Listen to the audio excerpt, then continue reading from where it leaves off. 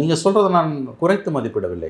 அவருடைய முதல் 2 ஆட்சி காலங்களில் இல்லாத அளவுக்கு இந்த ஆட்சி காலத்தில் சவால்கள் இருக்குது. குறிப்பாக மாணவர்கள் விஷயத்தில் நீட்டு பிரச்சனை எல்லாம் ஏற்பட்ட அட்டூழியங்கள். ஏன்னாங்க இந்த 10 வருஷத்தில் இந்த நுழைவுத் தேர்வில் கிட்டத்தட்ட எத்தனையோ கணக்கில் அடங்காத பேப்பர் லீக்ஸ் நடந்திருக்கு. லட்சக்கணக்கான கோடிக்கணக்கான இளைஞர்களோட வாழ்க்கை பாதிக்கப்பட்டிருக்கு. இவன் புதுசாக சட்டத்தை ஏற்றுறான்.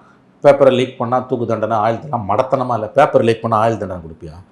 இது கடுமையான சட்டங்கள் என்றைக்குமே குற்றங்களை குறைச்சது இல்லை. அதை ஞாபகம் வச்சுக்கோங்க. நீங்கள் இவங்க புத்தி பூரா போலீஸ் ஆக்ஷன் மூலமாக இதை குறைச்சிடலாம் தான். போலீஸ் ஸ்டேட்டாக இந்தியாவை மாற்றிக்கிட்டு இருக்குது. மாற்றினது தான் மோடியோட ஒரே சாதனை.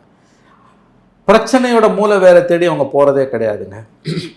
நீங்கள் சொல்கிறத நான் ஒத்துக்கிறேன். அதாவது அந்த ஒரு வாய்ப்பு கண்டிப்பாக எதிர்க்கட்சிகளுக்கு இருக்குது.